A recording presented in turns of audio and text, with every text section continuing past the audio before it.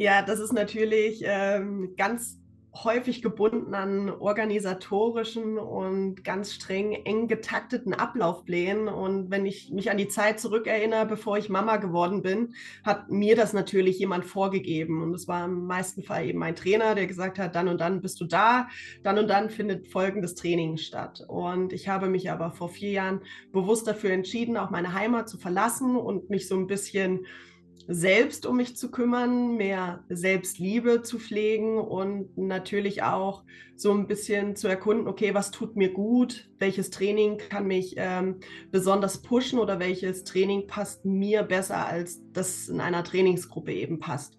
Und als ich dann noch schwanger wurde und Mutter eines Sohnes, wurde der Alltag für mich natürlich dann nochmal brutal auf den Kopf gestellt oder für uns als Familie. Und ich muss sagen, es ist dahingehend sehr getaktet, weil ich auf ja, viele verschiedene Strukturen angewiesen bin. Natürlich Kindergarten, auch mal, dass die Oma Levi betreut, aber grundsätzlich eben vor allem an den Halt meines Lebensgefährten, der vor allem im Winter auch ja fast alleinerziehender Vater ist. Also man rechnet da relativ wenig mit mir.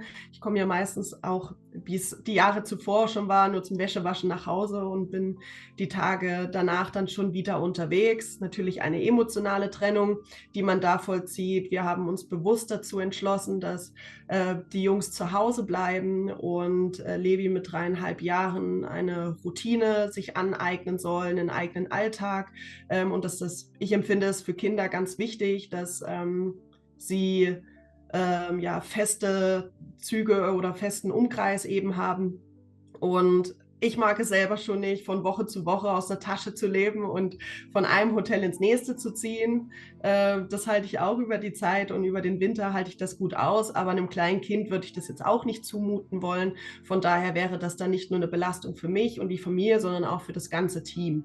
Und deshalb versuche ich natürlich dann auch in meinem Alltag das Maximum aus dem Tag herauszuziehen, wobei ich halt auch einfach nicht mehr die Zeit, geschweige denn die Energie dafür habe, 6 Stunden Training zu vollziehen. Und ich glaube, das ist ganz normal. Ich musste halt für mich herausfinden, okay, was tut mir gut, wie kann ich mein Training wann, wo planen und welches Training ist wirklich auch effektiv für mich und welches mache ich eigentlich nur, damit es absolviert wurde, und habe mich ganz schnell da sehr gut zurechtgefunden und lege deswegen auch viel mehr Wert auf Regeneration, weil wenn ich im Kraftraum bin, dann weiß ich, okay, ich habe jetzt nur 2 Stunden oder ich habe 2,5 Stunden und muss auch das Maximum aus diesen 2,5 Stunden rausziehen.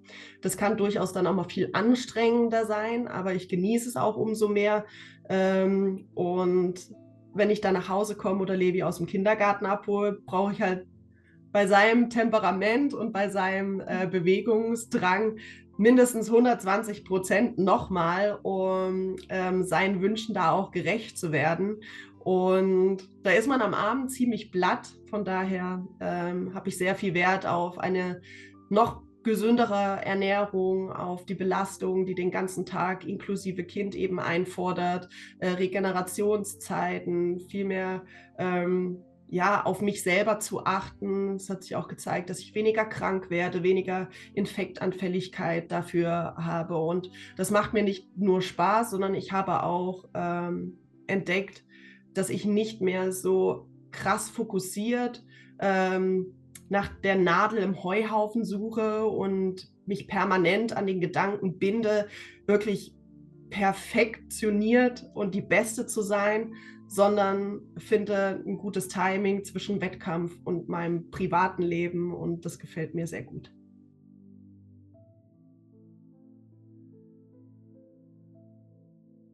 Ja, dadurch, dass alles ja doch recht tough strukturiert ist, darf zumindest in meinem Kopf eigentlich nie was schiefgehen. Und selbst wenn Levi anfängt zu husten und ich merke, bei ihm ist auch wieder eine Infektanfälligkeit da, versuche ich mich dann schon immer so zu distanzieren, weil Kinderkeime ja dementsprechend nochmal viel, viel eher bei Erwachsenen zuschlagen. Und das Credo ist definitiv, so wenig wie möglich krank zu werden und stetig die beste Leistung irgendwo abzurufen. Und da kommt es durchaus auch mal vor, dass man halt einen Tag sich vielleicht nicht so fühlt, als dass man jetzt in einen Kraftraum gehen muss, obwohl es auf dem Trainingsplan draufsteht. Da höre ich schon sehr in mich hinein. Ich habe mir auch vor 3 Jahren eine Ernährungsberaterin an die Seite geholt. Auch da spielt das Timing eine große Rolle. Welche Lebensmittel esse ich zu welcher Zeit? Natürlich muss ich auch in dem ganzen ja, stressigen Alltag, den ich doch habe und den ich durchaus mit Resilienz auch begegnen kann, einfach weil sehr viel schon vororganisiert ist und sortiert ist. Wenn irgendwas passieren sollte, ich schon bereits Plan B, C, D und E in der Hinterhand habe und dass es nie zum Stillstand kommt. Und da gilt es aber natürlich auch, wie gesagt, in sich reinzuhören und nicht gerade, wenn man Schmerzen hat, zum Schmerzmittel zu greifen, sondern zu schauen, okay, wie kann ich denn meinen stressigen Alltag überhaupt erstmal so zusortieren, dass ein Stress, Kopfschmerz oder wenn der Körper signalisiert, ich bin K.O., da nicht noch eine Einheit draufzulegen, sondern sich wirklich die Zeit zu nehmen, da auf den Grund zu gehen und Lebensmittel, das ist echt eine Wunderwaffe geworden für mich persönlich. Ich habe gelernt und auch natürlich mich da auch ausprobiert im Kochen und in Rezeptideenfindung, wie gut ich doch auch 10% an Energie dazu gewinnen kann, nur in Form von dem Timing, welche Lebensmittel ich zu mir nehme, einen besonderen Wert auf die Makroverteilung eben zu sehen, damit ich auch den ganzen Tag wirklich zu 100% versorgt bin. Und was ich auch dazu sagen kann, ist, dass da auch nicht eine Pizza vom Tableau gestrichen wird, sondern es geht auch darum, eine Balance zu finden, wie fühle ich mich am wohlsten, was macht mich als Person aus. Und damit komme ich sehr gut durch den Alltag, ohne dass ich großartig Ärzte aufsuchen muss. Also und ja, der Effekt, der ist definitiv spürbar.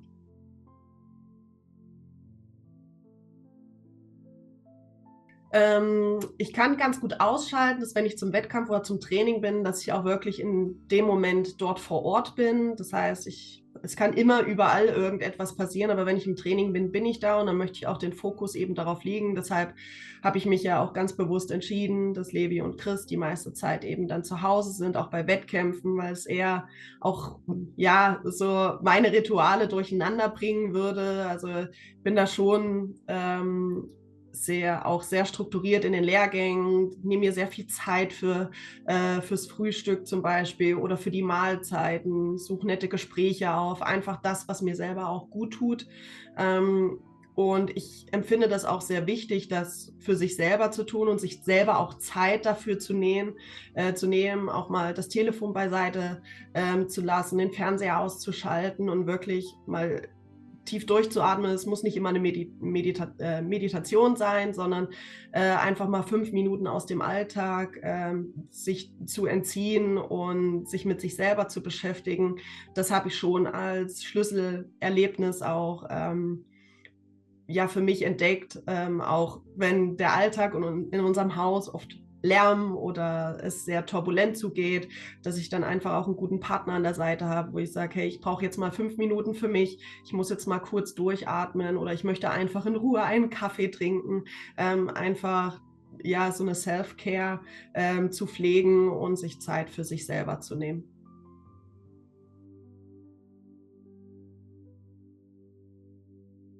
Ja, es ist schon so, dass ich mich nicht mehr lange mit den Wettkämpfen beschäftige, gerade auch vor allem Wettkämpfe, die vielleicht nicht so erfolgreich waren oder wo viel schiefgegangen ist, auch in den Abläufen oder falsche Materialwahl, dass man immer wieder fragt, ja, warum passiert das mir oder warum ist das heute gerade schiefgegangen, wenn das Wetter nicht passt. Also es gibt ganz viele Faktoren, die einen Wettkampf eben bestimmen können.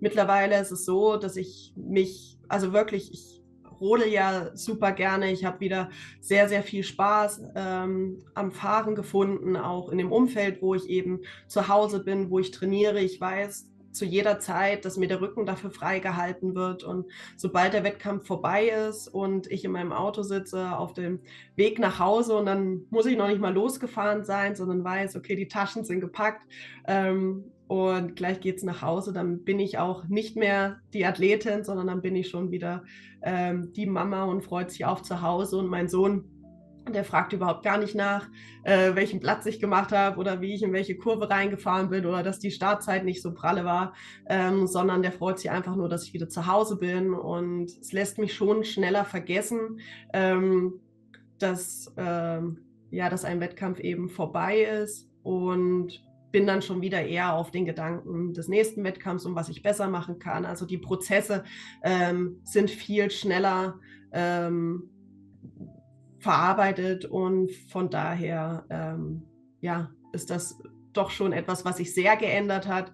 Früher hat man dann vielleicht viel mehr darüber nachgedacht und philosophiert und sich den ganzen Winter an einem Wettkampf aufgehangen.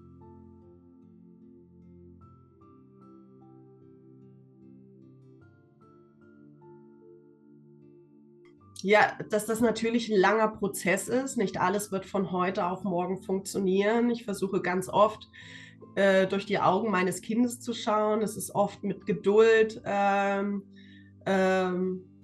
hängt oft mit Geduld zusammen, auch wenn man persönlich sehr ungeduldig ist. Ein anderer Mensch denkt nicht so wie man selber, und deswegen kann man das auch nicht verlangen von jemandem, dass er genauso handelt. Aber ich kann Mut machen dahingehend, dass man liest in ganz vielen Ratgebern, das ist alles nur eine Phase. Und wenn man sich in Phasen befindet, dann ist das immer sehr anstrengend und es schlaucht, aber es ist tatsächlich immer nur eine Phase. Und auch wenn es auch wenn man kein Ende in Sicht sieht, trotzdem den Mut haben, eben durchzuhalten, und vor allem sich auch die Zeit nehmen, mal tief durchzuatmen und vielleicht auch nicht, und das vielleicht auch die Zeit für sich selber zu nehmen, ohne dass jemand noch drumherum ist. Und die Zeit, finde ich, gibt es am Tag durchaus, ob vorm Schlafen gehen oder direkt nach dem Aufwachen. Dann stellt man sich den Wecker vielleicht auch mal ein paar Minuten eher, wenn man weiß, ja, ich brauche ein paar Minuten eben, um aus dem Bett zu kommen und wirklich dann anzukommen, dass mein Alltag wieder losgeht.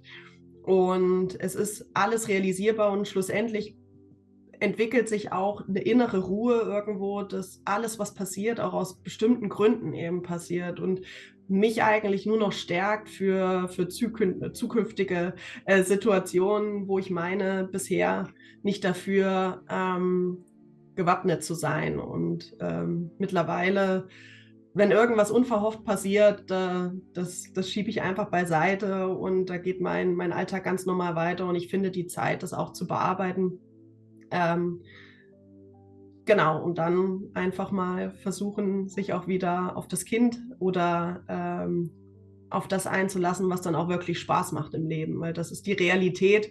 Und ja, man hat nur ein Leben, das sollte man so oft genießen, wie es eben nur geht.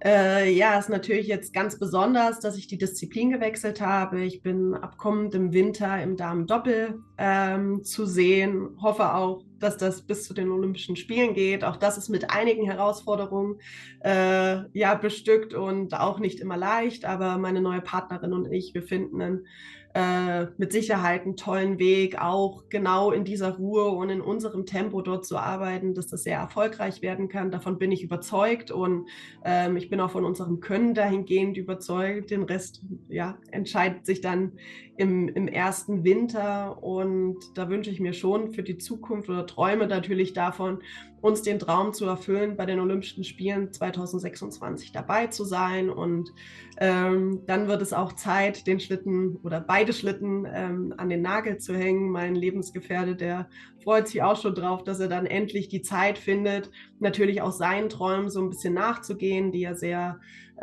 ja, zugunsten meiner Karriere so ein bisschen zurückgesteckt hat. Auch ich bin dazu bereit, dann meinem Partner eben das zu erfüllen, was ihn ausmacht. Und für unsere Familie wünsche ich mir mehr Ruhe und Entspanntheit, auch wenn das wahrscheinlich in unserer Konstellation vielleicht nicht so aussehen wird, dass wir permanent Ruhe haben werden, weil wir unser Naturell einfach sehr wild und wunderbar ist. Dann für meinen Sohn natürlich, dass er alles werden kann, was er werden möchte, und vorzugsweise natürlich irgendwas findet, wo er seinem Bewegungsdrang gerecht wird und sich dann erfüllen kann. Also ich sehe ihn schon derzeit noch als aktiven Sportler, beziehungsweise weiß auch, welche Werte der Sport einen eben mitgeben kann. Wenn er sich jetzt für ein Musikinstrument oder als Künstler herausstellt, dann sollen ihm da auch keine Wege ja, blockiert werden oder etwas in den Weg gestellt werden, sondern jeder Mensch soll so sein, wie er ist. Und ich glaube, wenn man sich weniger verstellt, eher auf sich zurück befindet, dass dann auch das Turbulente, was ich auch immer wieder in der Gesellschaft erlebe, irgendwie, ich sage ganz oft, sind dann alle irgendwie verrückt geworden. Also das drehen doch alle durch und Chris sagt in letzter Zeit häufig, finde mal deine Mitte und das sollte jeder so ein bisschen auch für sich da rausnehmen, in Zukunft sich wieder auf sich zu besinnen, was die Werte und Normen eben sind dafür und sich weniger von außen beeinflussen zu lassen.